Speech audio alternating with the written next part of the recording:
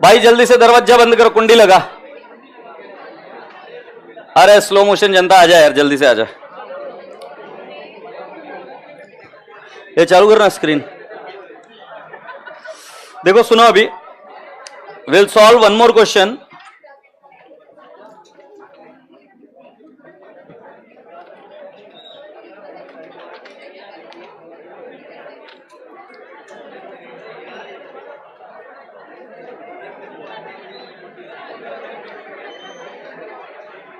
ये वो exam question कौन सा था रे कल, जो मैंने बोला कि गलत ले लिया मैंने? कौन सा था बिट्टू? December 21 6 था ना? सो ऑरेंज 6 पर आओ बेटा। क्वेश्चन 8 ऑरेंज, 8वां था पक्का।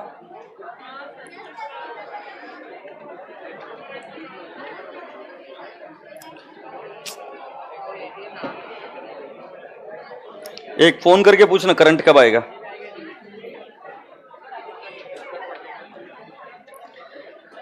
X Limited purchased fixed asset costing $5 lakh. I want you all to underline the word purchased. Does that show that there is a foreign currency exposure? Yes. From an American company, Messrs. M&M Limited, the amount was payable after 6 months. Beta, please underline the date 1st Jan 2018. That technically means that from 1st Jan to 30th June should be the period of contract. कई बार contract late भी लिया जाता है, उससे कोई चिंता वाली बात नहीं है। सो बेटा जी 1 जनवरी के आगे कितना महीना? 6 months is the tenure which we are able to visualize right now, because we are supposed to pay after how many months? 6 months. Keep moving ahead.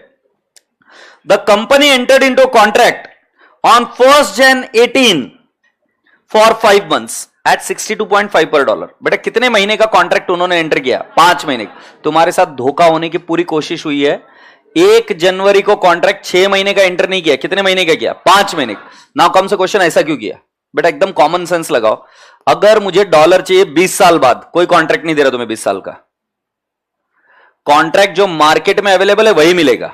अगर मार्केट में आज के तारीख में कॉन्ट्रैक्ट अवेलेबल है कितने का? 5 महीने का, तो हमने कितने का कॉन्ट्रैक्ट लेने का? 5 महीने का। तुम अगर शेयर मार्केट में जाओगे फ्यूचर्स ऑप्शंस, तो फ्यूचर्स कितने महीने के अवेलेबल रहते? 3 महीने के रहते। यस और नो? कुछ के मंथली एक्सपायरी भी होती है और 3 महीने के आपके पास फ्यूचर्स रहते हैं। तो आप नहीं बोल सकते मुझे 3 साल बाद इस शेयर की प्राइस कितनी रहेगी, मुझे उसका फ्यूचर बाय करना, नॉट अलाउड। तो यहां पर आपके पास कॉन्ट्रैक्ट कितने महीने का अवेलेबल है? 5 months। हे रसगुल्लो, मैंने आपको क्या सिखाया? द प्रीमियम और discount is amortised over the period of contract. तो tenure for repayment is 6 months, but the period of contract is 5 months। तो कितने महीने में अमोर्टाइज करोगे? Is that okay? Let's go on. और बेटा जी 62.5 पर डॉलर में हमने कॉन्ट्रैक्ट को एंटर किया था, है ना? सो ये कौन सी रेट हुई बेटा जी? फॉरवर्ड रेट हुई क्या ये? बेटा देखो अभी आपके साथ धोखा होने की पूरे चांसेस है। द एक्सचेंज रेट पर डॉलर वॉज एज फॉलोज। 1 जनवरी को 60.75, ये स्पॉट रेट है। से यस और नो? बेटा जी 31 मार्च की रेट दी, इसको खुली आंखों से इग्नोर करो। इसको लिया कि तुम कट गए। आपको अगर पहले प्रीमियम निकालना है तो आपको क्या चाहिए? फॉरवर्ड रेट, और एक क्या चाहिए? Spot rate. ट्रांजैक्शन की डेट क्या है? 1 जनवरी। जिस दिन कॉन्ट्रैक्ट एंटर हुआ वो भी 1 जनवरी है क्या? सो बेटा जी क्या मैं आपसे पूछ सकता हूं, ये स्पॉट रेट है 62.5 में मुझे मिल रहा है, और स्पॉट रेट कितनी है? 60.75। What is the loss on contract? 1 point. बेटा what are the amount? Into 5 lakh करो। 8 lakh। बेटा it would be amortised over how many period? How much period? आवाज नहीं आ रही है। 5 months डिवाइड बाय 5 months करो। सो 1 महीने का कितना? 1,75,000। करंट ईयर में कितने महीने का जाएगा? 3 महीने। जैन, फेब, मार्च इंटू 3 करो, 5,25,000। और बचा हुआ कहां जाएगा? नेक्स्ट ईयर में जाएगा क्या? यस। तो you are required to state how P&L on forward contract would be recognised in the books of acts for the year 17-18 as per provision of AS 11। तो जल्दी से मुझे बताओ थ्योरी क्या लिखोगे? एज पर AS 11, ये सुन लिया, effects of changes in foreign currency exchange rate. फिर क्या लिखेंगे? क्या? Any premium on foreign currency forward contract for hedging, लिखना नहीं भूलोगे, for hedging will be amortised over the period of contract. Will you be able to write down? Okay. और forward contract क्या है बेटा जी? अगर लिखना चाहो as per AS what is the forward contract? It is an agreement to exchange different currencies at forward date. वो नहीं लिखा तो भी चलेगा। फिर हम क्या लिखेंगे बेटा जी? Forward rate on the date, फिर spot rate on the date, फिर हम लिखेंगे प्रीमियम ऑन फॉरवर्ड 2.75 ना, नहीं सॉरी 1.75। फिर हम क्या लिखेंगे? अमाउंट $5 लाख मल्टीप्लाई करके हम क्या लिखेंगे? Total premium. Tenure of the contract 5 months, amortized over the period of 5 months. In the current year you will take how many months? 3 months. And here is the answer. क्या 5,25,000 आपने निकाला था क्या? तो ये लिखने का है, क्या करेंगे? लिखने का। चलो सॉल्व करो, लिखो, बी क्विक। बेटा जी ये क्वेश्चन बिल्कुल सेम है जो मैंने इसके पहले का सॉल्व किया है। अभी आप सॉल्व करके बताओ जल्दी से, क्विकली।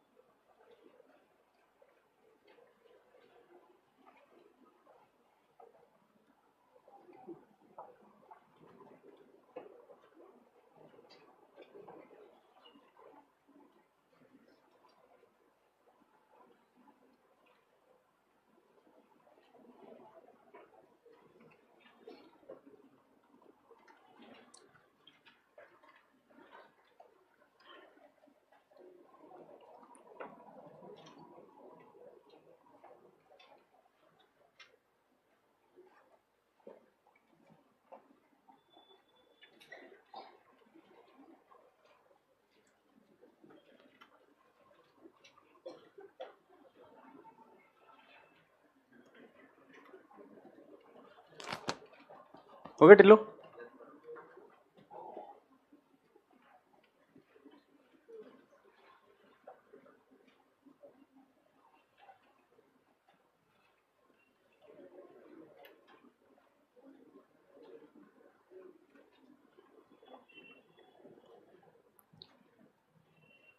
गुड बेटा,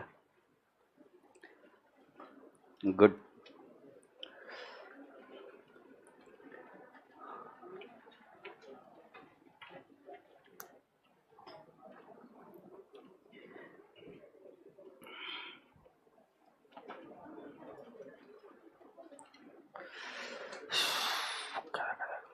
बेस्ट।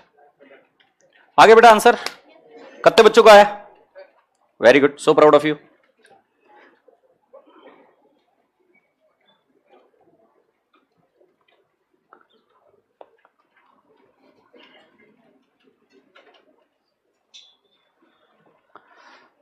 सर एक कंक्लूजन के मार्क्स होते क्या बेटा? प्रैक्टिकल क्वेश्चन में कोई कंक्लूजन की जरूरत नहीं होती है. You can directly write down a note कि कितना P&L में जाएगा और कितना इधर जाएगा. That's it.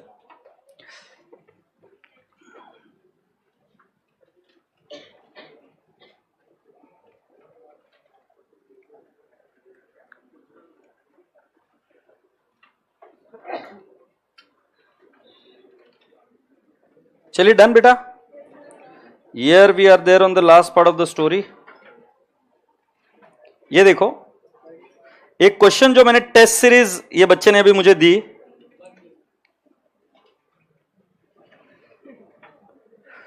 ये पढ़ लीजिए क्या लिखा है. ये अभी वाला क्वेश्चन है क्या? ये Peppa limited purchase fixed asset costing $5 lakh on 1 Jan 23 from an American company Gucci limited. Shame है. पर यार तुमने एक बात तो मेरी माननी चाहिए. मैंने बोला था क्वेश्चन आएगा तो इसी टेक्स्ट बुक से आएगा. ये क्वेश्चन हो गया बेटा. चलो सुनो सुन ले भाई, सुन ले. मेरा कुछ नहीं, आईसीआई की जय. आईसीआई के क्वेश्चन है. अब सुन लेते last concept and then we are done for the standard. एक और जो चीज है वो टाइम पास है, जबरदस्ती पढ़ानी है. तो ये चीज ऐसी है कि स्पेक्यूलेशन के लिए अगर कोई कॉन्ट्रैक्ट लिया तो क्या करना. स्पेक्यूलेशन का मतलब क्या होता है कि आदमी को कोई एक्सपोजर नहीं है, बट इसे क्या लगता है कि डॉलर की रेट ऊपर जाएगी. तो जब डॉलर की रेट ऊपर जाती है तो फॉरवर्ड की रेट भी ऊपर जाती है. तो मुझे पता नहीं कितने बच्चों को आइडिया है कि आपके शेयर मार्केट में दो चीजें होती है. एक शेयर प्राइस होती है, राइट. सो एक होता है रिलायंस इंडस्ट्रीज की प्राइस. रिलायंस इंडस्ट्रीज की क्या? Share price. और रिलायंस इंडस्ट्रीज का और एक होता है फ्यूचर्स. रिलायंस का क्या होता है बेटा जी? फ्यूचर. जो फ्यूचर है बेटा जी ये फॉरवर्ड कॉन्ट्रैक्ट जैसा, ये डेरिवेटिव है. मतलब ये अगर फॉर एग्जांपल मैं आपको बता रहा हूं, आज की तारीख क्या है? 16/4/2024. एक एग्जांपल देखते हैं. तुम सिर्फ कॉमन सेंस लगा सकते क्या? तुम्हारे पास नहीं लगा सकते. कॉमन सेंस अगर कोई बच्चा लगा रहा है तो जरा ध्यान से सुनो.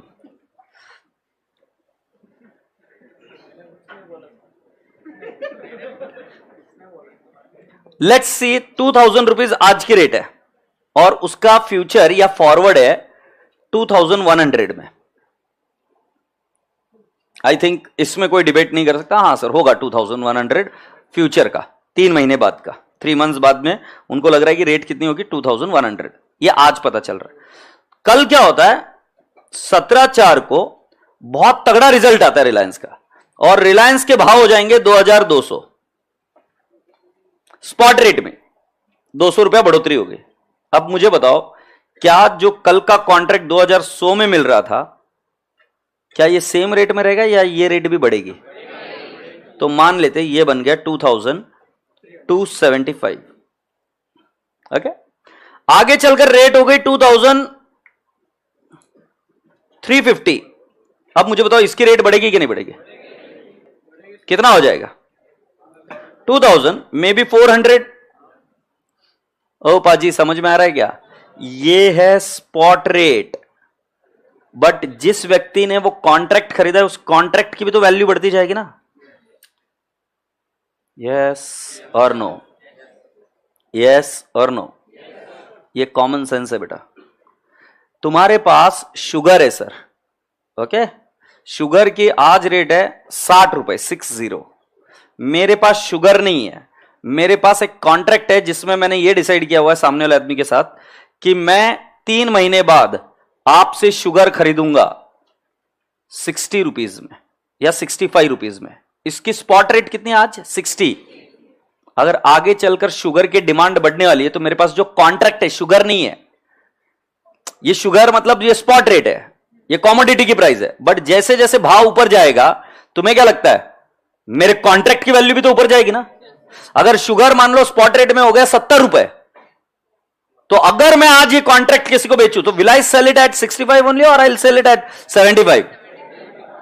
क्योंकि मेरे पास कम दाम की चीज है. तो जैसे जैसे मार्केट की रेट बढ़ती है तो मेरी फॉरवर्ड रेट भी बढ़ती है.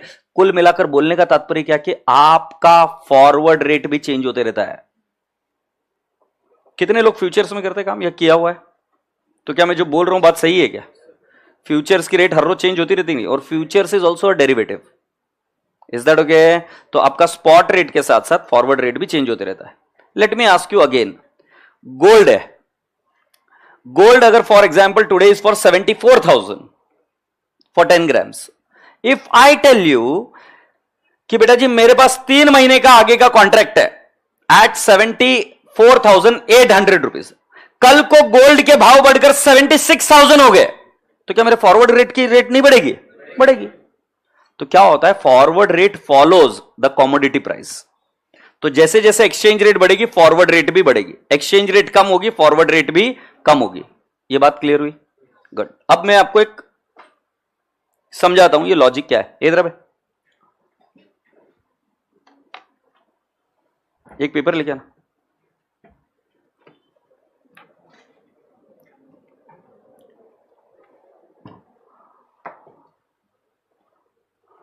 हाँ, मैं किसान हूं. कौन हूं? मेरे पास ये प्रोडक्ट है, दिख रहा है? पानी नहीं, कुछ तो प्रोडक्ट है, समझ लो. अरे सुन लो ना यार, मत अभी इसमें जान मत डाले यार पहले प्लीज, क्योंकि जो बड़बड़ कर रहे हैं ना अभी पास तो होने वाले नहीं, मुझे मालूम है. जो पास होने वाले वो ध्यान से देखो इधर, तो मैं बोलना नहीं चाह रहा था बट सुनना बे क्या चल रहा है कॉन्सेप्ट. ये जो बॉटल है, this is being produced by, let's say this is a Honey which is produced by farmer and I am dealing into Honey. Is that okay? So this is a commodity. इसकी spot rate है market में. आज क्या हुआ, इस बंदे को हनी में कोई इंटरेस्ट नहीं है. He is not interested in gold, is not interested in foreign currency, but इसका मार्केट स्टडी अच्छा, इसको लगता है कि हनी की रेट बढ़ेगी, या इसको ऐसा लगता है कि भाई साहब इसकी रेट बढ़ने वाली है फॉरेन करेंसी की या गोल्ड की. Is that okay? सो ये बाय नहीं करना चाहता है, तो ये क्या करता है, उसका एक कॉन्ट्रैक्ट बाय कर लेता है आज की तारीख में. तो स्पॉट रेट का इसको कोई लेना देना नहीं. स्पॉट रेट होगी मान लो 200 रुपए, बट इसने बाय किया 204 रुपए में. कितने में बाय किया इसने? 204. अब इसके लिए खरीदी हो गई 204, और अब जाके आगे रेट बढ़ी और 205 हो गई, तो इसको कितने का मुनाफा हुआ? 1. फिर और आगे जाके रेट बढ़ी 206, कितने का मुनाफा हो गया? 2. फिर 207 हो गया, कितने का और मुनाफा हो गया? 1. ये स्पॉट रेट को कभी देखेगा ही नहीं, क्योंकि स्पॉट रेट मेरे लिए रिलेवेंट है, जिसका एक्सपोजर है. इसका एक्सपोजर है ही नहीं, इसको क्या लेना देना. इसने खरीदा फॉरवर्ड पर, बेचेगा फॉरवर्ड पर, क्योंकि है क्या इसके पास? कॉन्ट्रैक्ट. इसके पास फॉरेन करेंसी है ही नहीं. से सर नो, मेरा प्रॉब्लम क्या था कि मेरे पास फॉरेन करेंसी आने वाली थी या मुझे फॉरेन करेंसी लगने वाली थी, मेरा एक्सपोजर था. याद आ रहा है क्या? हेजिंग. बट जब हेजिंग नहीं करनी की है, इसको सिर्फ क्या करने का कि रेट का जो फ्लक्चुएशन है उसका फायदा लेना है. इसको गोल्ड में इंटरेस्ट नहीं, इसको पेट्रोल में इंटरेस्ट नहीं, इसको कॉमोडिटी में इंटरेस्ट नहीं. इसको इंटरेस्ट किस में है? रेट ऊपर जा रहा है कि नीचे जा रहा है, यस और नो? तो बेटा जी ये स्पॉट रेट पर खरीद ही नहीं रहा है, किस पर खरीद रहा है? Forward rate. तो अगर रेट ऊपर बढ़ी तो इसको प्रॉफिट होगा, रेट नीचे गई तो इसको लॉस बोलेंगे. In other words, for the person who is doing speculation, क्या कर रहा है? Person who is doing speculation. Speculation कौन करता है? जिसका कोई भी एक्सपोजर नहीं है. उसके लिए स्टैंडर्ड AS11 बोलता है मार्क टू मार्केट. क्या बोलता है? Mark to market. Now mark to market मतलब क्या है बेटा जी? स्पॉट रेट को इग्नोर करो, क्योंकि इसकी सारी ट्रेडिंग किस पर होगी? फॉरवर्ड रेट पर. तो ये किस पर ट्रेडिंग करेगा? पूरा forward rate. Ignore spot rate. But जब हेजिंग है तो आपको प्रीमियम निकालना पड़ता है. As a difference between what? Forward rate and spot rate. That is the premium you have to calculate in case of what? Hedging. But in case of speculation, you cannot calculate any premium. Premium का कोई treatment नहीं है. Premium का treatment तो तब आएगा ना sir जब मेरा कोई एक्सपोजर है, तब मैं स्पॉट रेट पर खरीदने की बात करूंगा. ये क्यों स्पॉट रेट पर खरीदेगा? ये तो कॉन्ट्रैक्ट खरीद रहा है, कॉन्ट्रैक्ट बेच रहा है नहीं. पॉइंट क्लियर है क्या? गुड. सेट. आप में से कितने के माँ बाप को आप जानते हो कि जिन्होंने गोल्ड का फॉरवर्ड किया है या कॉन्ट्रैक्ट खरीदा बेचा है? नहीं जानते? गोल्ड खरीदा है. गोल्ड की ये कुल मिलाकर गोल्ड का ये होता है फॉरवर्ड. गोल्ड का खरीदी बेची बहुत लोग करते हैं. राजस्थान के लोग किस में करते हैं पता है क्या तुम्हें? कॉमोडिटीज में बहुत ट्रेडिंग करते हैं. उसको डब्बा मार्केट बोलते हैं. सो ये डब्बा मार्केट कुछ नहीं बेटा जी, फॉरवर्ड रेट ही होती है. इसमें फॉरवर्ड रेट लेना पड़ता है. स्पॉट रेट क्या कोई लेना देना नहीं है. आज की तारीख में आपका चना चल रहा होगा मार्केट में 4,000 रुपीज, उसका कोई लेना देना नहीं. तुमने कितने में खरीदा? फॉरवर्ड में तुमने 4,200 में खरीदा. आगे चलकर रेट बढ़ गई, तुमको प्रॉफिट हो गया, नीचे गई लॉस हो गया. उसमें क्या करना है पता है क्या? स्पेकुलेशन में इग्नोर स्पॉट रेट. क्या करेंगे? Only consider what? Forward rate. So बेटा please come down to the question number this. नहीं, पहले एक बार लिख लेते हैं. लिख लीजिए, if the forward contract, NCX बोलते हैं, यस, हाँ, if the forward contract is taken for speculation, if the forward contract is taken for speculation,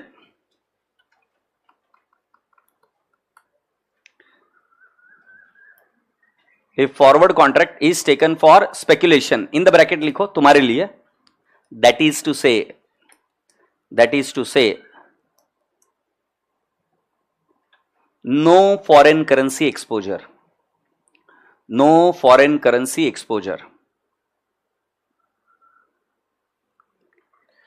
आगे लिखिए, इग्नोर, इग्नोर विच रेट बेटा, ignore spot rate,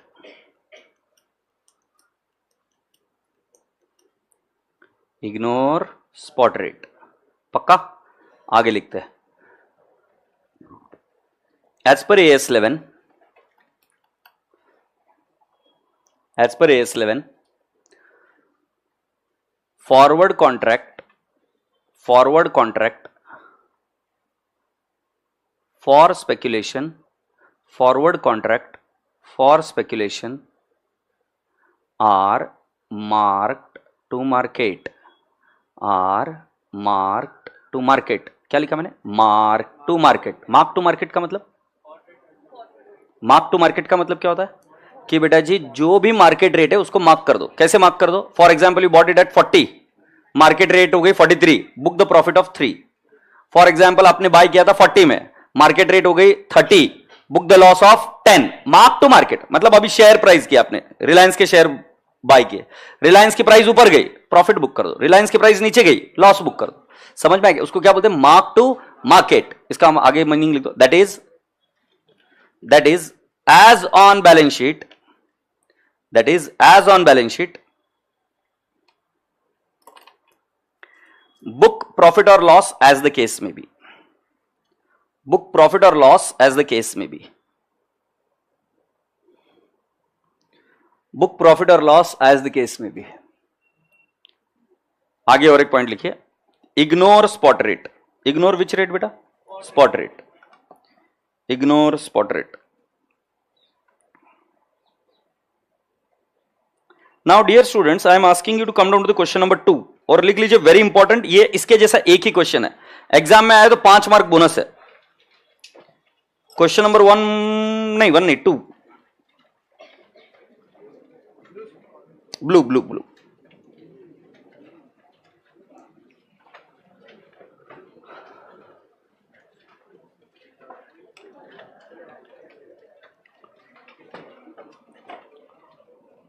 Mr. A bought a forward contract for 3 months of $1 lakh on 1st December at 1 USD is equal to rupees 47.10, when exchange rate was USD $1 is equal to 47.02।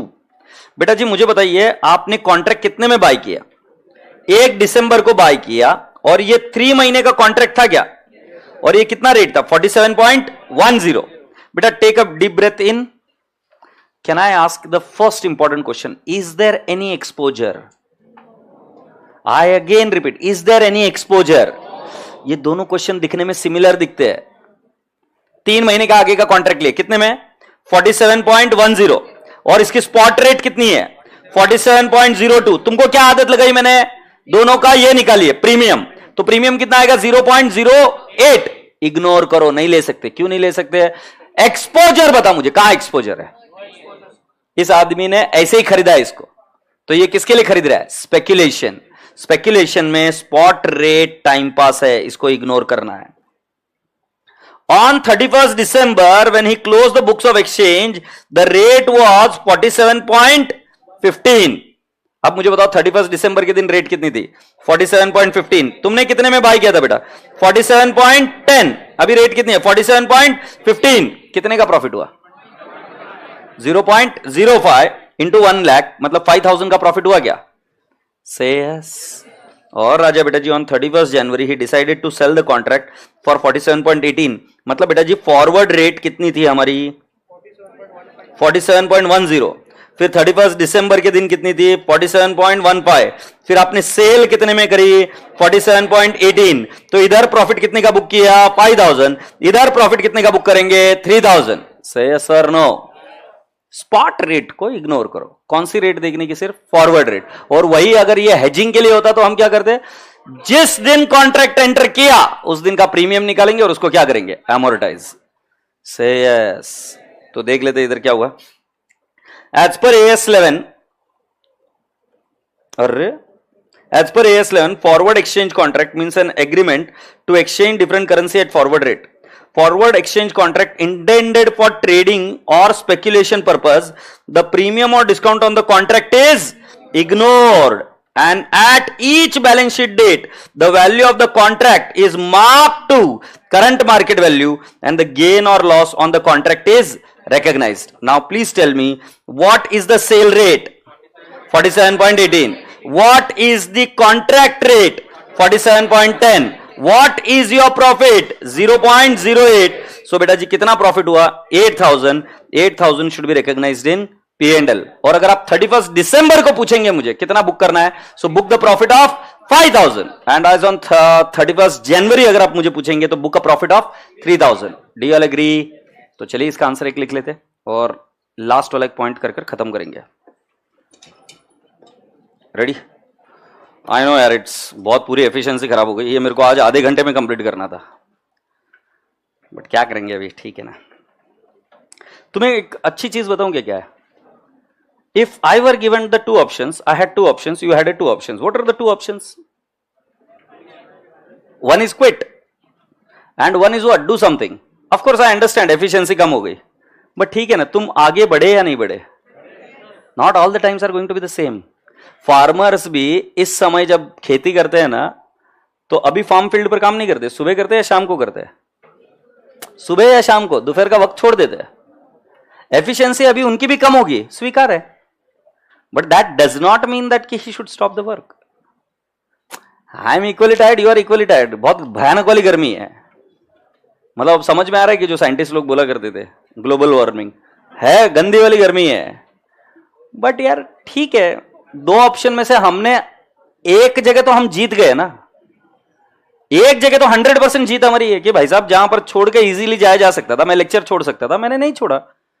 आपके पास option था कि भाई तुम सड़े हुए क्यों नहीं बैठे हो, बट बैठे हो ना, कर रहे हो ना, यस और no. I think I will look it from that perspective. ठीक है, चिड़चिड़ भी हुई, सब कुछ किया, बट अरे उसके बावजूद बैठना, करना, डिलीवर करना, इट्स अ बिग स्टोरी, अच्छी चीज है, यस और नो। चलो लिखते जाते। हाँ, तुमको है ना एक तो मजा चाहिए, नाच गाना चाहिए सालों को। मेरे है कुछ पहचान के लोग, भर्ती करा दूंगा उधर, जिंदगी भर नाचते रहना है कुछ, मैं भी आऊंगा देखने के लिए, तुम नाचना शुरू करो वहां पर। As per AS11, as per AS11, online वालों तुमसे किसी ने सलाह नहीं पूछी, और सलाह तो दो ही मत, कब मुझे लेक्चर लेना है कब नहीं लेना मैं डिसाइड कर लूंगा, तो तुम शांत रहो। एज पर AS11 लिखो रे, forward exchange contract, contract means मम्मी means agreement to exchange different currencies at what rate? Forward rate। ठीक है, next, when forward currency contract is purchased for speculation purpose, नहीं ना, बात नको कर, for speculation purpose, okay, premium on forward is ignored. Second one, such forward contract on each balance sheet date is marked to market, that is book profit or loss. बच्चों, spot rate ignore करना इधर, और अगर hedging के लिए है तो spot rate को कंसीडर करना। हेजिंग मतलब स्टेप नंबर 1 एक्सपोजर होना चाहिए। एक्सपोजर है तो फॉरवर्ड और स्पॉट रेट के बीच का डिफरेंस को प्रीमियम बोलेंगे, डिस्काउंट बोलेंगे, और उसको अमोर्टाइज करेंगे। बट अगर कोई एक्सपोजर नहीं है, in that case it is for speculation, ignore spot rate. यहां तक लिख कर हो जाए तो बता देना। हाँ ठीक है, रुका हूं बेटा, आराम से लिख, अभी आज मैं तुम्हारी भी चिटचिट नहीं करा सकता। गुड, सोना बात फ्री में मिल रहा है। अब मुझे पता नहीं, अब मुझे सही में अच्छा लग रहा है। क्यों? क्योंकि जब मैं किसी और को परेशानी में देख रहा हूं जैसे तुम्हें, तो फिर मुझे अभी भारी लग रहा है कि मैं अपनी परेशानी कुछ नहीं है। ये देख रही चोरी, अब ठीक लग रहा है। या चले लिख देते बेटा जी, ह्यूमन नेचर लिख लेते रसगुल्ले। अभी लिखो, what is the forward rate? Forward rate on, what is the date बाबू? 1 दिसंबर क्या? 1/12/2000, 1 दिसंबर ही लिखा है क्या? 47.10, यस और नो? फिर हमने लिखा सेल, नहीं तो 2 बार का प्रॉफिट निकाल के दिखाऊं क्या? इन्होंने क्या बोला? डायरेक्टली सिर्फ प्रॉफिट बोला है क्या? शो हाउ द प्रॉफिट, ठीक है, how the profit from the contract, ठीक है। Sell value of the contract बताओ तो बेटा। Sell value of contract on what date बेटू? 31 जैन, कितना पिल्लू? 47.18, is that okay? So profit is how much? 0.08. amount of contract $1 lakh। क्या लिखेंगे? प्रॉफिट 8,000। सो लिख दीजिए book profit of rupees 8,000 on the date of sale। on the date of sale।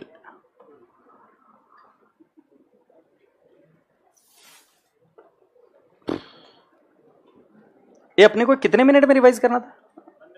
15 minute. तो इसके बाद मैं एक समरी दे दूंगा, 15 मिनट में देखते हैं सभी बच्चों को याद आता है कि नहीं आता है। यहां तक हो गया राजा बेटा? चल रसगुल्ले, क्या बात है छोरी, बहुत जोरदार। ये लिख दो भाई नेक्स्ट पॉइंट। ये कॉन्सेप्ट क्या है? FCMITDA अकाउंट, FCMITDA अकाउंट, और अच्छा इसका पूरा लॉन्ग फॉर्म क्या है? Foreign currency monetary item translation difference account. इसके पीछे एक बहुत बड़ी स्टोरी है, एक बहुत बड़ी साजिश है, एक बहुत बड़ा करप्शन था, बट जो भी है हमें वो डिस्कस नहीं करना है क्योंकि ये प्रोविजन आउटडेटेड हो गया है। इसका सनसेट क्लॉज 2020 में ही खत्म हो चुका है। मैं अभी आपके सामने इसकी बेयर टेक्स्ट ओपन करूंगा एएस की, 2020 तक ये एप्लीकेबल है। अभी आज हम 2024 में चल रहे हैं। अनफॉर्चुनेटली मॉड्यूल अपने आंसर्स को अमेंड नहीं करती है और वही आंसर्स घिसे पीटे चल रहे हैं। यहां तक तो फिर भी ठीक था। अनफॉर्चुनेटली एक एग्जाम में इसका क्वेश्चन भी आ गया, which was really very sad. तो इसको इसीलिए सिर्फ पढ़ा रहा हूं कि भाई ये क्लॉज क्या था। सो बेटा जी 2 टाइप की चीजें। पहला चीज है आपका फॉरेन करेंसी लोन होना चाहिए। क्या बोला बेटा मैंने? Foreign currency loan. जल्दबाजी मत करो, अभी जरा सुनो। और ये लोन लॉन्ग टर्म होना चाहिए। कौन सा होना चाहिए? Long term. ठीक है। फिर इस लोन का अगर एक्सचेंज डिफरेंस है, एक्सचेंज डिफरेंस है, ठीक है, तो एज पर AS 11 ये ट्रांसफर होता है, ट्रांसफर टू P&L अकाउंट। ठीक है। बट एक ऐसा फ्रॉड हुआ था जिसके तहत मिनिस्ट्री ऑफ कॉर्पोरेट अफेयर ने एक पैरा इसमें इंट्रोड्यूस कर दिया था, बिकॉज कुछ कॉर्पोरेट्स के लॉसेस बहुत हो रहे थे। So they introduce para 46 and para 46A, जिसका सनसेट क्लॉज था, सनसेट क्लॉज था 2020, जो कि खत्म हो चुका है, 31 मार्च 2020 खत्म हो चुका है। अब बेटा जी हमने जो अभी तक ट्रीटमेंट सीखा वो ये वाला सीखा। मैं अभी क्या बोल रहा हूं कि अगर इंस्टीट्यूट बोले पैरा 46 या para 46A is followed, then my dear friend exchange difference रहेगा। एग्रीड? अच्छा इधर ये क्या है? और है, ये दोनों में से कोई भी ट्रीटमेंट फॉलो कर सकते, मतलब ये ट्रांसफर टू P&L अकाउंट, या मैं नीचे लिख रहा हूं और मतलब अगर पैरा 46 या 46A फॉलो किया, exchange difference will be transferred to FCMI TDA account. Okay? और दूसरा, if such borrowing is for acquisition of fixed asset,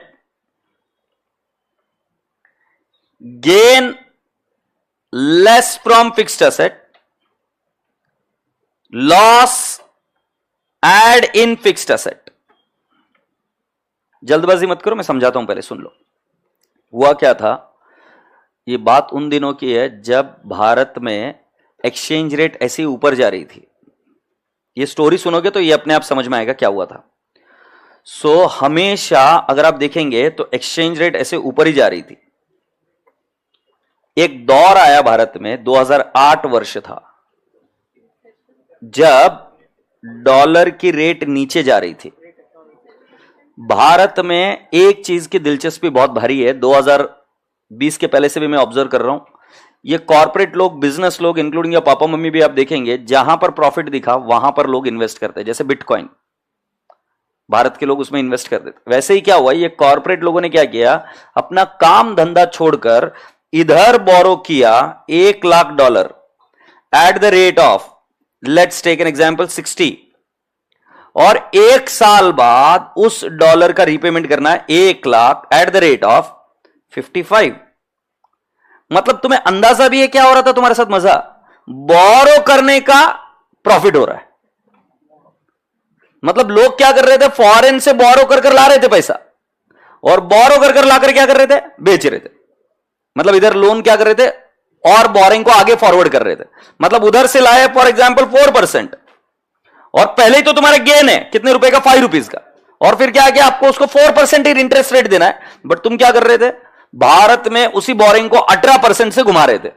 मतलब अपना धंधा छोड़कर लोग क्या करने लग गए थे, फॉरेन से सस्ती बोरिंग लेके आओ, एक्सचेंज रेट नीचे जा रही है, एक्सचेंज रेट नीचे जा रही है तो उससे ऑलरेडी प्रॉफिट हो रहा है। तुम्हारी बोरिंग ली तुमने कितने में, 60।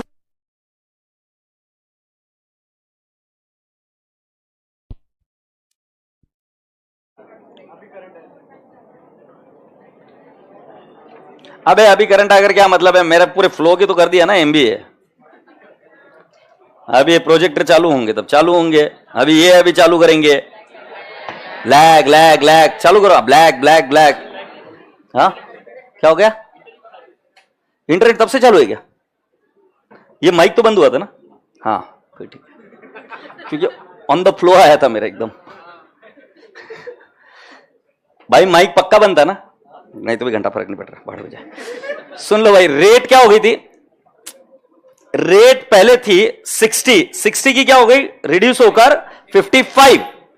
लोगों को बोरो करने का मुनाफा हो रहा था। मतलब तुम लोन ले रहे हो, इससे प्रॉफिट हो रहा है। कैसे, तुमने लोन लिया 1,00,000 इंटू 60 लाख, तुमको देने के कितने, 1,00,000 इंटू 55 लाख। मतलब बोरो करने का प्रॉफिट हो रहा है। क्या हुआ, दिख नहीं रहा है पैंडी। हाँ, तो क्या क्या बात समझ में आई राजा बेटा जी? बोरो करने का आपको प्रॉफिट हो रहा था कितने रुपए का? 5 lakh. Do you agree? Yes. छोड़ दो यार, मत जान खाओ यार मेरी, मैं भी परेशान हूं यार। छोड़ो यार, इतना कंप्लीट कर लेते। हाँ पाजी, ये समझ में आ गया कि बोरो करने का पैसा मिल रहा था। फिर एक ऐसा टाइम आया भारत में, किसी को संभलने का मौका भी नहीं मिला, और तब तक इन्होंने क्या कर दी थी पता है क्या? भसड़ मचा रखी थी उन्होंने। क्या भसड़ मचा रखी थी? इन्होंने भर भर के लोन ले लिए थे। जिनको जरूरत नहीं थी ना, उन्होंने लोन ले लिया, सस्ते में मिल रहा है इसलिए। बोले उधर से पैसे लाओ, इधर घुमाएंगे। और हुआ क्या कि all of sudden rate spike हो गई। स्पाइक हो गई मतलब क्या हुआ? अरे मत हंस यार पागल, रुक जाए यार, क्यों जान गा रहा है अभी? रेट एकदम से स्पाइक हो गई, और रेट कितनी हो गई? मान लो 70। बेटा जहां पर प्रॉफिट हो रहा था वहां पर क्या कन्वर्ट हो गया? लॉस। अब रसगुल्ले बच्चों, ये लॉस हिट कर रहा था उनके P&L अकाउंट। और तुमको याद है कि प्रमोटर्स लोग अगर लॉस होते ही उनके शेयर की प्राइसेस कम हो जाएगी, तो वो जो वैल्यू क्रिएट करते इतने सालों में, वो डिग्रेड होने लगती है, वो कम होने लगती है। तो ऐसे मसले में वो पहुंचे आईसीआई के पास। आईसीआई को बोला, हे प्रभु ये स्टैंडर्ड चेंज करो। आईसीआई ने बोला नहीं करती, जाओ यहां से। फिर ये क्या गए, मिनिस्ट्री ऑफ कॉर्पोरेट अफेयर्स के पास पहुंच गए, एमसीए। और पता नहीं कुछ काम वहां पर हो जाते ऐसा मुझे लगता है। तुम्हें पता है नोटिफिकेशन कौन से तारीख को आई? बराबर 31 मार्च को रात को आई थी नोटिफिकेशन। कुछ पैसे ऐसे खिलाए, और इसमें पूरे AS11 की 12 बजा डाली। कैसे 12 बजे? देखो, अगर तुमने बोरोइंग ली है, लॉन्ग टर्म है, तो आपको लॉस P&L को नहीं डालना है। क्यों? तुम्हें याद आ रहा है? ईपीएस कम हो जाता, शेयर प्राइसेस कम हो जाती। एक नया प्रोविजन डाला गया कि आप कहां डालोगे? FCMITDA account. ये नाम उन्होंने डिक्लेयर कर दिया, foreign currency monetary item translation difference account. और अगर आपने बोरिंग ली, ये तो बहुत ही खतरनाक था, मतलब पीपी की MBA कर डाली। देखो क्या है, मैं आपको AS10 पढ़ाऊंगा, उसकी बैंड बजा दी। उन्होंने क्या बोला? अगर ये बोरिंग आपने किसके लिए ली? फिक्स्ड असेट के लिए। तो जो कोई भी फॉरेन करेंसी एक्सचेंज डिफरेंस आएगा, वो पीपी में अगर लॉस आए तो ऐड कर दो, और प्रॉफिट आए तो लेस कर दो। मतलब बच्चे 11th के समझ नहीं पा रहे, हमको क्या सिखा रहे कि मतलब पीपी की कॉस्ट हमें ऐसे सिखाई कि परचेस प्राइस, इंस्टॉलेशन का एक्सपेंस, तब तक सारे कॉस्ट क्या करने के? ऐड, और उसके बाद में कुछ भी ऐड नहीं करने का, ऐसे सिखाया ना। ये क्या बोल रहे? नहीं, हर साल तुम्हारा जो बोरिंग लिया ना तुमने पीपी के लिए, अगर रेट लॉस हुआ तुमको तो लॉस ऐड कर दो पीपी में, अगर प्रॉफिट हुआ तो पीपी में से क्या कर दो? लेस। ये ऐसा ट्रीटमेंट आया मिनिस्ट्री ऑफ कॉर्पोरेट अफेयर से, और पूरे संसार से भारत पर थूथू हुई, क्योंकि ये एक सीधा सीधा साजिश था कॉर्पोरेट को प्रोटेक्ट करने का। और ऐसा हुआ है भारत में। बट इसका सनसेट क्लॉज था 2020, क्योंकि उसके बाद में इंडेस आ गए थे, और ऐसी छिछोरापन तब नहीं चलने वाला था। सो 2020 में क्लॉज खत्म हो चुका है, बट बावजूद उसके इसके क्वेश्चंस चल रहे हैं। तो हम एक क्वेश्चन उसका देखेंगे, और जो मैंने अभी आपको पढ़ाया वो सिर्फ एक बार देख लेंगे। बट उसके पहले मेरे को एक बात तो बताओ, इसमें दो ऑप्शन थे। एक था option as per AS11, as per AS11 you will transfer it to where? P&L, no other option. But अगर आप पैरा 46 या पैरा 46A फॉलो कर रहे हैं, तो उस पैरा के हिसाब से आपको क्या करना पड़ेगा? There are two things, there has to be long term borrowing. पहले बोलो क्या होना चाहिए? Long term borrowing. मतलब ये क्लॉज सिर्फ और सिर्फ लॉन्ग टर्म बोरिंग के लिए, ट्रेड रिसीवेबल, ट्रेड पेएबल, इनके लिए नहीं। किसके लिए? Long term boring. अब ये लॉन्ग टर्म बोरिंग दो चीजों के लिए हो सकती है, एक तो ऐसे ही अदर पर्पस, और दूसरा पीपी। अगर पीपी के लिए है तो एक्सचेंज डिफरेंस इज एडेड और subtracted from the cost of PP. But अगर मान लो ये ऐसे अदर पर्पस के लिए लॉन्ग टर्म बोरिंग थी, तो then exchange difference is transferred to FCMITDA account. Sir फिर FCMITDA अकाउंट को क्या करते? Over the period of loan उसको धीरे धीरे P&L अकाउंट में डाला जाता था। मतलब जो लॉस एक साल का था उसको एक साल में न डालते हुए धीरे धीरे अमोर्टाइज करना था। कहां पे? P&L में। और कुछ कुछ केसेस में पता है तुम्हें, अगर उस जमाने की न्यूज पढ़ते जब हम सीए किया करते थे, एक एक कंपनी का प्रॉफिट अगर ये प्रोविजन नहीं आता तो 70% से कम हो जाता। कुछ कुछ कंपनियां जो प्रॉफिट में दिख रही थी वो लॉस में कन्वर्ट हो जाएगी।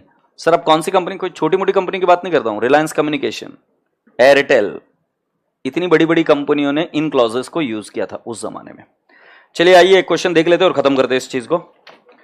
ये कौन सा क्वेश्चन था ऐसा? हाँ यही वाला तो था, क्वेश्चन नंबर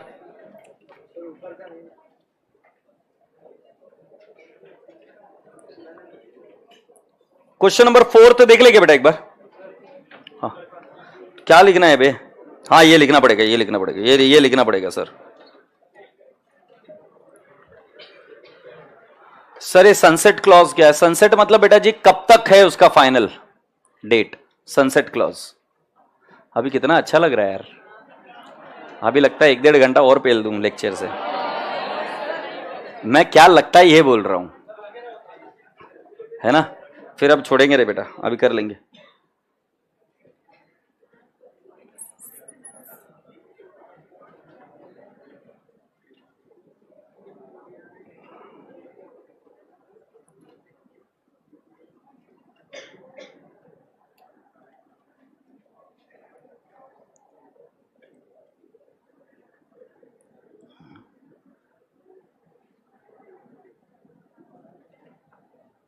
सर हम एसी में नहीं बैठे हैं। अच्छा sir, isn't not like window dressing in a way of hiding the actual losses, which is actually yes, and that is the reason when I started this AS I said that the kind of corruption it had, and then when I started saying you that कि पूरी industry तो छोड़ो, पूरे world की accounting bodies ने भारत पर थू थू करी।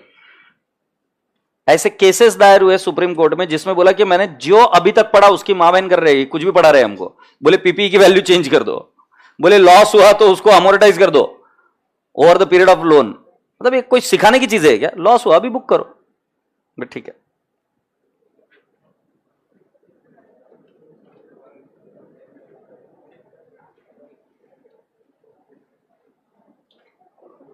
यार सुदर्शन जैन कहीं की कहीं बात खींच रहा है यार तू। मतलब ये क्लॉज नहीं आता तो इकोनॉमी डिप्रेशन में आ जाता, ये अंधभक्त है। ऐसा क्या संबंध है इसका? कोई सेंस है इसका? अकाउंटिंग की बात चल रही है। मतलब तुम्हें क्या लगता है ये क्लॉज आने से क्या हमारी इकोनॉमी में पैसा आ गया? जो लॉस था वो तो था ही ना, वो तो बुक करना ही चाहिए था। मतलब अगर आरबीआई की बात मानो तो जो लॉस है वो तो पहले बुक करो भाई, नहीं तो बैंक डूब जाएगी तो तुम्हारा पैसा जाएगा। Window dressing is never an option. Window dressing से बड़ी बड़ी कंपनियां, एनरॉन उसकी वजह से ही डूबी। ये चले आगे बेटा जी। हाँ यार एक बहुत सड़ाती है यार पब्लिक। यार मेरे को खत्म करके जल्दी करो यार। बेस्ट है बेटा, थैंक यू।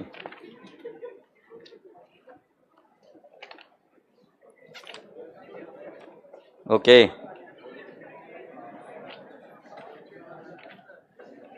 क्या है बे?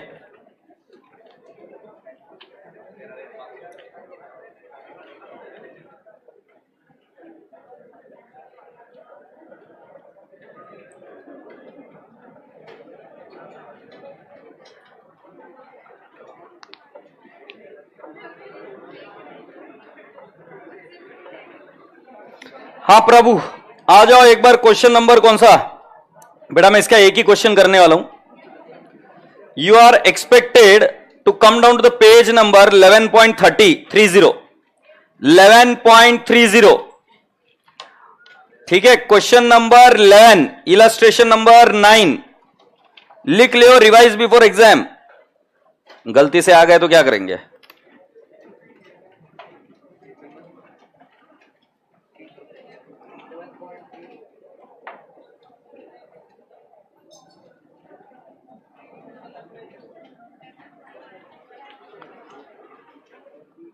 क्या हो गया टिल्लू?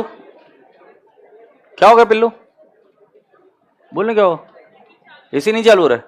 ये देख भाई एसी चालू कर। ये भी नहीं है, कर दे यार, 1 घंटा और पेलने का। अभी ये ऐसे छेड़ रहा था भाई, ऐसे ही छेड़ रहा था, ऐसे ही छेड़ रहा था कसम से बेटा। अरे कसम से, ये क्वेश्चन करने के बाद में जाएंगे अपन, ठीक है? ए लिमिट तू तो अभी मतलब लगा विदाई हो जाएगी, तू रो रही है उसके लिए। ए लिमिटेड हैज, और मैं गाना गाने वाला था, बाबुल की दुआएं लेती जा। A limited has borrowed USD 10,000 in foreign currency on April 1, 2021 at 5% per annum annual interest and acquired a depreciable asset, the exchange rate are as under। बेटा आपको क्या समझा यहां तक कि आपने एक फिक्स्ड एसेट खरीदी करी और उसके लिए क्या किया? बोरिंग। फिक्स्ड एसेट कितने की खरीदी करी अगर आप बता पाएंगे तो? आपने $10,000 की खरीदी की क्या? और बेटा जी आपने उसके लिए लोन लिया क्या? नहीं नहीं, आपने 1,10,000 बोरिंग ली और कितना रेट ऑफ इंटरेस्ट है? 5%। एक्सचेंज रेट था बेटा जी 48 और फिर कितना हो गया? 51। बेटा जी ये बोला option under para 46A is not availed, मतलब क्या बोलने का? Regular treatment as per AS11। एक बार कैलकुलेटर पर लो। 51 minus 48 3 into 10,000 30,000। 30,000 will be transfer to P&L account. Gudiya ने कुछ भी नहीं किया। क्या बताओ क्या? हाँ वेरी गुड। 51 माइनस 48, तो बेटा जी क्या ये 31 मार्च की रेट थी क्या? और क्या बोरिंग के वक्त रेट 48 थी क्या? सो 51 माइनस 48 कितने रुपए का फर्क आया? 3 मल्टीप्लाइड बाय $10,000 कितना हो गया? 30,000। फॉरेन करेंसी एक्सचेंज डिफरेंस है क्या? Transfer it to where? P&L। देख भाई ये पहला एंट्री क्या है? Bank to loan. कैसा निकाला? 10,000 इंटू 48। ओके, इसको इग्नोर करो, इसको इग्नोर। फिर next foreign currency exchange difference to foreign loan account कितना अमाउंट है? 30,000। और ये 30,000 कहां ट्रांसफर हो जाएगा? P&L। ये बोला है ना, in this case since option 46A is not availed, the exchange loss of 30,000 is recognised as an expense in the statement of P&L account for 31st March 22। से yes. What is the next date? What is the next date? नहीं, what is the next option? Option under para 46A is availed. Exchange difference कितना है? 30,000। तुम्हें पता है हम क्या पाप करने वाले हैं अभी? उस 30,000 के लॉस को असेट में जोड़ देंगे, मतलब वो P&L में जाएगा नहीं, तो किसी को पता नहीं चलेगा कि हमको लॉस हुआ है। समझे? तो ये देखो दूसरा, ये करप्शन का चरम सीमा था। ये देखो बैंक टू फॉरेन लोन। अरे नहीं, सही में ICAI ने मना कर दिया था, ASB ने मना कर दिया था कि we not going to do anything, we can not help you out. And then they followed another route wherein they went to the Ministry of Corporate Affairs and I don't know what they did. They never framed a single standard, but रातों रात ये notification आ गया था। तुमको चाहिए तो official gazette भी दिखाऊंगा तुम्हें, कैसा नोटिफिकेशन आया था, कौन सी तारीख को आया था। सब प्लान्ड चीजें थी। Bank to what? Foreign loan. क्या? अब बेटा जी इस एंट्री को इग्नोर करो। अब मुझे बताओ ये फॉरेन करेंसी एक्सचेंज डिफरेंस आया कि नहीं आया? 30,000। ये पिछले बार में हमने कहां डाला था? P&L। अब मैं कहां डालूंगा? PPE। समझे? राजा बाबू एक बात बोलू क्या? पॉइंट नंबर 1 P&L में डाल सकते हो या PPE में, ऑप्शन है। इसीलिए अभी तक मैंने कहां पर डालना सिखाया आपको? P&L। अभी PPE में डाल सकते हैं क्या? नो, वो क्लॉज 2020 में खत्म हुआ। अच्छा, अगर ये PPE के लिए लोन नहीं लिया, ऐसे लिया है, किसके लिए लोन नहीं लिया है? PPE के लिए, ऐसे ही लॉन्ग टर्म बोरिंग लिया, तो तब PPE की जगह पे कहां जाएगा? FC। P&L नहीं है, FC, MI, TDA अकाउंट। तुम्हें मुद्दा समझना है सर, लॉस को छुपाना है, तो फिर वो कहां जाएगा? Exchange difference FC, MI, TDA account. Now ask me where will FC, MI, TDA go? They are saying that it will go and sit in the balance sheet, और फिर वहां से धीरे धीरे अमोर्टाइज होगा कहां पर? P&L। समझे? पिल्लू कहां जाएगा फिर? FC, MI, TDA। अगर PPE है तो कहां जाएगा? PPE में। देख लो अगला वाला। अगर पहली एंट्री समझ में आ रही क्या?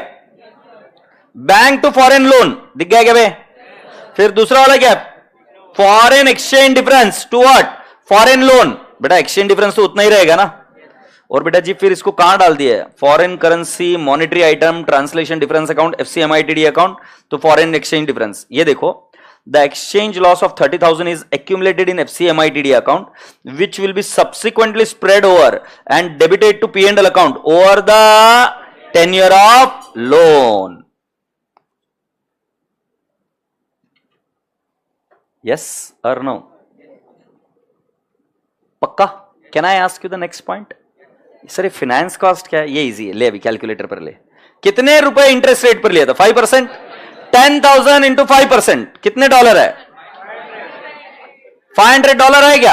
और हमें इंटरेस्ट भरना है 31 मार्च को। कितने रुपए से भरेंगे? 51। 25,500।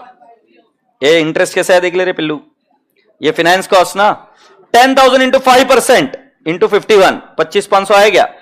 सो हर बार यही एंट्री रिपीट हुई है। सेस तो जल्दी से मुझे बताओ, व्हेन पैरा 46 और 46A is not availed, what is the treatment of foreign currency exchange difference? P&L. But if para 46 or 46A is availed, there has to be first long-term loan. And what? It should be for fixed asset or PPE. Then exchange difference is transferred where? PPE. If there is no fixed asset, then it is transferred where? FCMI DD account. And from FCMI DD account, it is amortized to the P&L account. Say yes. Now we are there on the last part of the story wherein you need to see कि sir क्या सही में इसका sunset clause हो गया है क्या. बेटा अगर कोई आपको बोले कि ये नहीं किया है तो आपको आता है, इसको तवज्जो मत देना. एग्जाम में अब आने के चांसेस बहुत बहुत रेयर है. मतलब इंस्टीट्यूट सही में will be out of their mind, only then they are gonna do that. ये आईसीआई की बैट टेक्स्ट है, AS11 है. आपको इधर दिखा देता हूं, ये पढ़कर ये नहीं, इधर नीचे देखो ये भी नहीं. पैरा 46A के यहां पर है ना, तो मुझे वहां चलना पड़ेगा.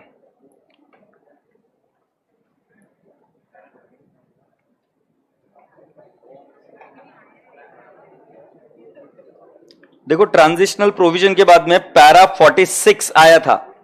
ये दिख रहा है क्या? पैरा 46 मतलब लास्ट में 45 के बाद में 46 आया था. 9 पॉइंट के बाद में कुछ लिखा है. देखो 46 के यहां पर 9 लिखा है क्या ऊपर, और 9 का कुछ इधर नोटेशन लिखा है. Ministry of Corporate Affairs, Government of India inserted this paragraph by notification dated 31st March 2009. आपको मेरी बातें याद आ रही है? बराबर 31 मार्च की रात को यह नोटिफिकेशन आई थी. Which is relevant for the companies. और पहले दफा ये 2009 से लेकर 2011 तक इन्होंने इसको एक्सटेंड किया था. बट ये लोग फिर चले गए थे गवर्नमेंट के पास और इसको आगे एक्सटेंड कर दिया गया था. कहां पर है भाई इसका डेजिग्नेटेड क्लॉज, कहां पर लिखा है? 2 मिनट रुकेगा कि मैं बता रहा हूं.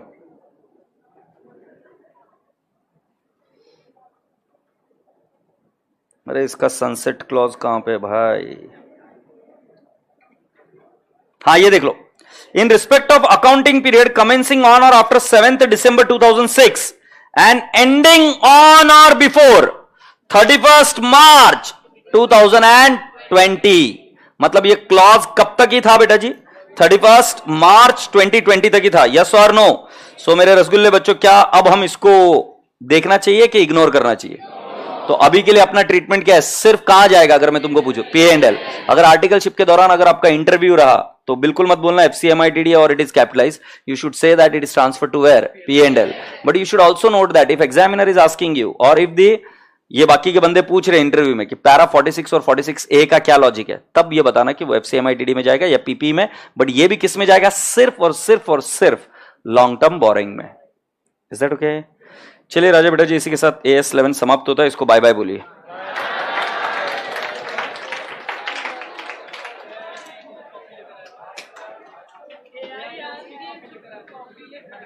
हाँ वो बताऊंगा. सुन लो.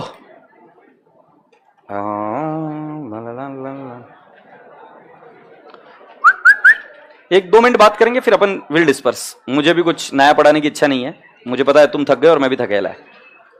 सो I will discuss a short thing and then will go ahead. भाई साहब अभी तुम्हारा हर एक सब्जेक्ट का कितना पढ़ाई होकर हो गया?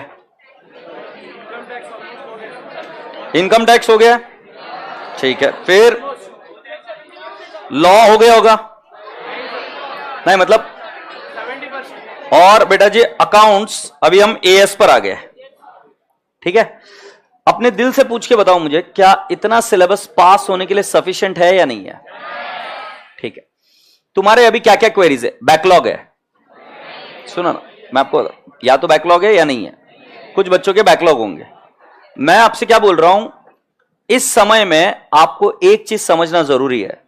शिव खेरा जी की बुक है you can win. How many of you have read that book? Shiv Khera, बाप रे बाप, यू कैन विन बुक नहीं पढ़ी आपने? Shit. Is there anyone who has read Shiv Khera ji की यू कैन विन बुक? ओ भाई. Anyone who read Rich Dad Poor Dad, Robert Kiyosaki?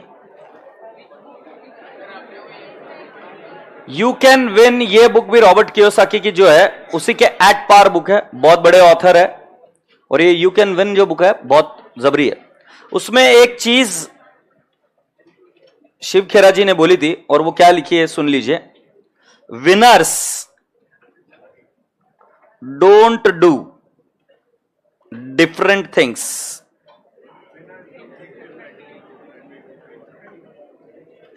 They do things differently. ये लाइन शिव खेरा जी ने दी थी। अब मैं आपको एक चीज समझा दूं, इधर क्वालिटी एस्पेक्ट एक बार देख लो, मैं आपको पास करा दूंगा अगर आप ये बात समझ गए तो।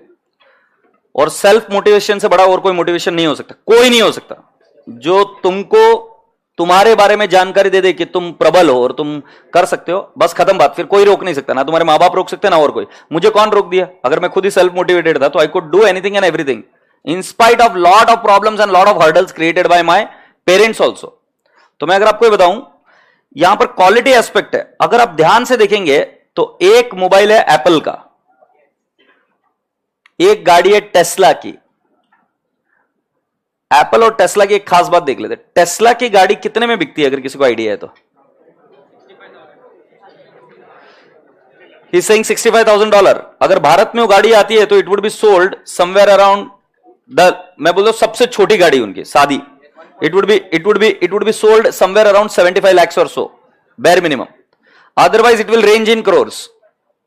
और बेटा मारुति की गाड़ी उससे सस्ते में। क्या फर्क पड़ रहा है दोनों में? You are absolutely right, quality. Apple का एक मोबाइल 1.5 लाख तक भी जाता है और उसकी बिक्री है बहुत ज्यादा बिक्री है। मतलब एप्पल एक ऐसी कंपनी है जो मोबाइल, मैक और क्या बनाती है, वो एप्पल के वॉच और एप्पल के एक्सेसरीज, और अभी उनका वो कुछ एक दूसरा कुछ ये भी है। बट इसके अलावा एप्पल ज्यादा कुछ नहीं बनाती। टेलीविजन से वो टेलीविजन बनाती है ठीक है, बट ज्यादा और कुछ नहीं है। बट यही तुम देखेंगे Samsung, they make so many different items, AC से लेकर फ्रिज से लेकर everything. But still you know Apple is one of the richest company of the world. Hey, what is differentiating? Please note that quality is something which is going to decide whether you are going to pass or not. It's not your hard work. इस point को please note करके जाओ अच्छे से। It is not going to be your hard work. It is not going to be your classes. It is going to be the thing which you are doing differently. अगर आप सर्वसामान्य इंसान के जैसे सोच रहे हो तो रिजल्ट भी सर्वसामान्य जैसा ही एक्सपेक्ट करो। अगर आप सर्वसामान्य के अलग कुछ सोच रहे हो तभी जीतने के लिए तैयार हो। मैं टेक्निकली किसी पॉलिटिशियन को ना फॉलो करता हूं ना किसी पॉलिटिशियन के बारे में कोई राय रखता हूं, ओके।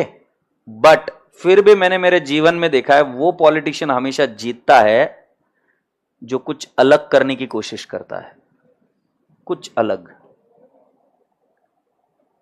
आपको आपकी पढ़ाई में अगर आप फाउंडेशन का ही तरीका फॉलो करते रहेंगे तो यह सफिशिएंट नहीं होने वाला है।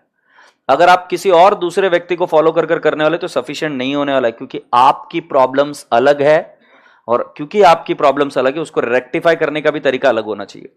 मैं आज यहां से आ रहा था, एक बच्चे की मैंने बुक ओपन करी, उस बच्चे ने आंसर लिखा था, बट मैंने उसके हैंडराइटिंग देखते ही मुझे समझ में आ गया कि इस बच्चे की इंग्लिश वीक है। जिस बच्चे को मैंने पहली बार मिला था, मैं यहां से आते हो, कौन बच्चा था यहां पर, तुम्हारी इंग्लिश वीक है यस और नो, और मैंने तुम्हारा आंसर पढ़ा नहीं बट मैंने देखकर समझ गया।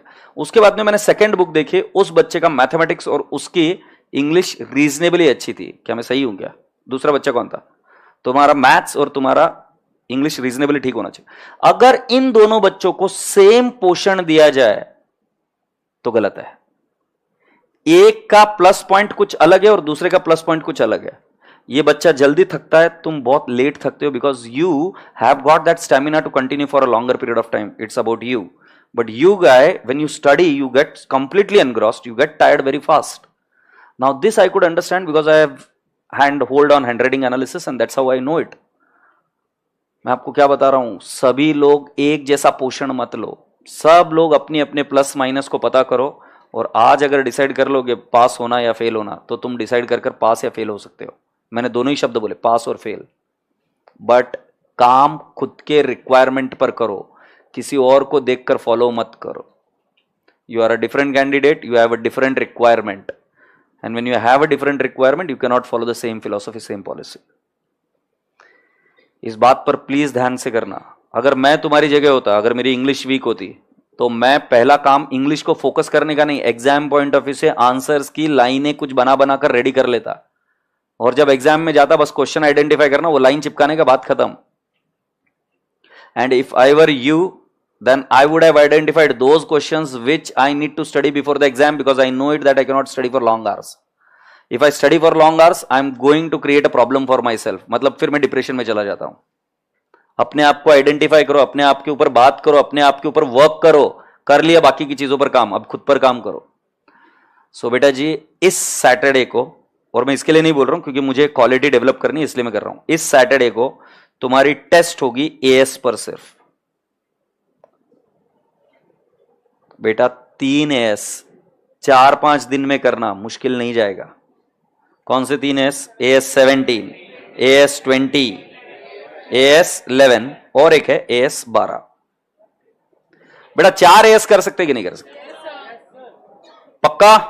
अच्छा, अब इसके बाद में 4 भी नहीं कर पा रहे हो आप ये वीक के एंड तक, तो ये लिख कर लेके जाओ, एग्जाम में 20-22 एएस तो नहीं हो रहे अपने से। जिससे 4 नहीं हो रहे उससे 20-22 कहां से हो जाएंगे? घंटा होंगे। तो कितने एएस करेंगे आप? 4। अच्छा, और एक काम कर सकते हैं इसके साथ में, रूल सुन लीजिए, अपने ऑडियो रिकॉर्ड कर ले लीजिए। जैसे तुमने क्या करने का, you have to record the audio for the text जो तुमको हर एक इसमें लिख कर आनी। जैसे एएस 11 की टेक्स्ट अभी पूरी क्लास को याद है। एएस 20 मैंने आपको राइट शेयर्स पढ़ाया था, मुझे बताओ राइट फैक्टर कैसे निकलता है?